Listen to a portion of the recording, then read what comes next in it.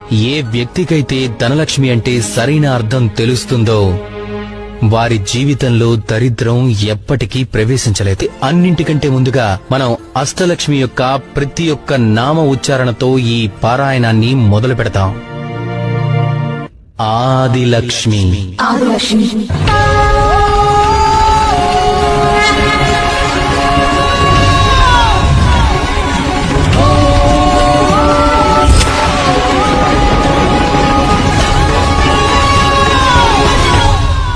ధనలక్ష్మి, ధనలక్ష్మి, ధాన్యలక్ష్మి, ధాన్యలక్ష్మి, గజలక్ష్మి, గజలక్ష్మి, సంతానలక్ష్మి, సంతానలక్ష్మి, ధైర్యలక్ష్మి, ధైర్యలక్ష్మి, జయలక్ష్మి, జయలక్ష్మి, విద్యాలక్ష్మి, విద్యాలక్ష్మి. అష్టలక్ష్మికి గల ఈ నామాలని